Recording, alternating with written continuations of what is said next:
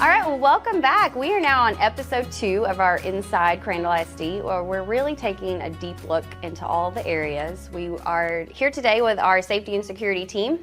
Again, for episode 2, they're going to be with us for 4 episodes where we're diving into safety and security. So we have Keith Chapman, is our Executive Director of Emergency Operations and Security Management, and I'm so proud of myself when I get that whole title right. I know, right? I didn't even look. I even wrote it down, yeah. And Eric Covington, he is our District Security Specialist. And so they know all the things. Everybody knows Keith and Eric around Crandall ISD because they are everywhere, and so we appreciate that. Okay, so today we're talking about drills, and we gave a little bit of a hint in our last episode if you watched. We had 180 drills in the district. Did I get that right? That's a lot. It's a lot of drills. That sounds like a lot. So I did used to be in the classroom probably 10, 12 years ago now. I remember like 2 a year back then. It's more now. The state requires a minimum of 1 drill of each specific type for lockdown, evacuate, shelter, secure, and hold. And then they add an additional lockdown in the second semester. We double that. So we want to be above and beyond. We want to do an initial, get the kids ready, have them understand what they are in the first semester, and a reminder, plus we're adding a lot of students. So the second semester we do that second round of drills. That is true, because we add a lot in January. We're a fast growth district, so I guess if they missed it, they wouldn't know what to do, right? Exactly. And hopefully whatever school they were in had some kind of.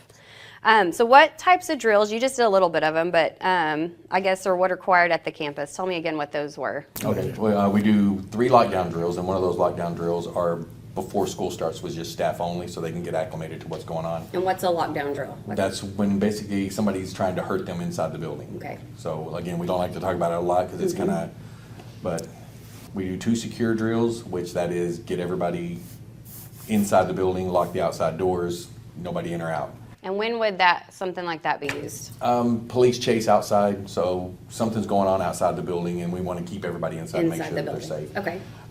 We do 2 hold drills. And the hold is basically a medical emergency inside the school. We want the halls cleared, everybody inside the classroom, nobody in the halls. Okay. Do 2 of those. The shelter drills, of course, tornadoes, things like that. You go to the shelter spot that's marked on your map. And then we do 5 evacuations, which fire drills basically are evacuations. So do 5 of those. And then we do 1 evacuation with a relocation, but that's just a staff discussion only. We just talk to the staff about if we have to relocate the students during this evacuation, where do we go?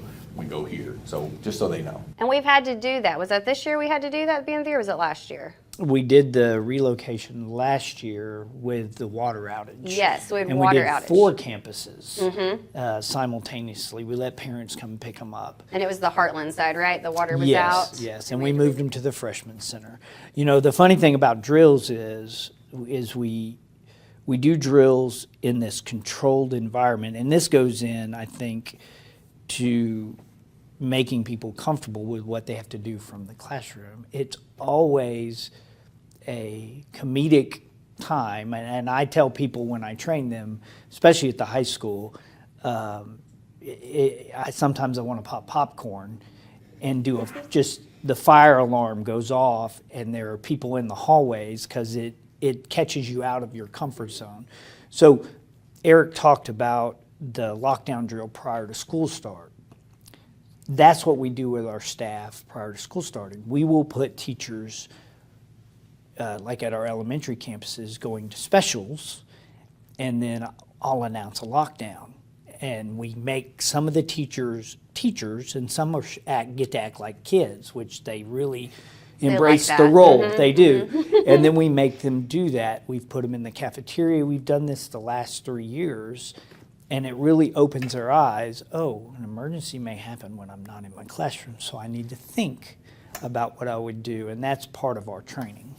Or on a bathroom break, and half the kids are in the bathroom. That's what I think about, because I'm like, how do you get them out of the bathroom? Right. They're in the bathroom. How do you ensure drills are meaningful without creating the fear and stress that it could create? The biggest thing is scheduling them, making sure the staff knows they're coming. One of the things the state did, especially with lockdowns and active shooter type drills, is we're required to let people know that those are coming. Another little comedic point to this is we actually did a drill at the high school, and they sent out the communication, but some people didn't read it. So when we pressed the button to put everybody in lockdown, we didn't announce it. We just activated the communication system and it started saying lockdown. We had some teachers think it was real. Now that's not comedic, but then when we cleared it, because we go and open the doors, there was one that had put their chair in the door, a little trick we teach him so the door wouldn't come open, and he would not come out. And we had to convince him that it wasn't real. So that's good, he was ready. He was ready, but it does Yeah, stress you, it does stress you out. So we want to make sure they understand that these are in a safe environment. We want to communicate them well, and then ensure that after it's over, even if they do things wrong, even if they didn't follow the proper procedure, they're not going to get screamed at, yelled at. Hey, this is a time to learn. Let's make it better. And you have, we do them every 3 months or so, you have safety and security meetings. Will you tell us a little bit about those? We have a safety and security committee, and it's made up of parents, teachers, senior administrators, board members, other agencies within Crandall, and actually the county. And they come over and we talk about our protocols and our strategies and our things that are upcoming, things we're changing and trying to improve, and they give us feedback and help us make our program better. And I thought about that because I remember in one of your first ones, one of the teachers saying there were a lot of drills, and it's the same teachers a couple years later, and they don't feel that way anymore. No. They're almost like, can we do more? Which is surprising because at first you're like, I need my classroom time, I need it, but they actually feel better knowing immediately what to do. Have you seen with, this just thought of me, substitutes? Do they do a pretty good job when we have substitute teachers? They do. They get their subfolders, and the biggest thing with the sub-training that we do is we tell them, remember, you're right next door to a teacher that knows what they're doing, so lean on that teacher. But all our subs go through initial training and then refresher training every year. So they're not walking in blindly. Right, in that sub-training, we also point out that there are maps right next to their door, so in the event of an evacuation or a shelter, the maps tell them exactly where to go, and it's in every single classroom. Well, exactly, because they're in a different room every time, Exactly. Not like the teacher. How are staff trained and updated on emergency procedures? We do new teacher training at the beginning of the year, and then we visit every campus and we do full SRP, standard response protocol training. We talk about all our drills. We also have one sheets in every classroom that's part of their emergency folder, and we remind them to read through that. So you've got your different types of learning. Plus, we have our security short videos on our webpage, and we encourage the teachers to go and to refresh their memory on those, but we also ask the principals to remind the teachers to play those prior to any drills. So we really, when you look, we do a lot of drills, but we really don't when you consider 180 days and across 180 days of school, and we do all our drills in September and January.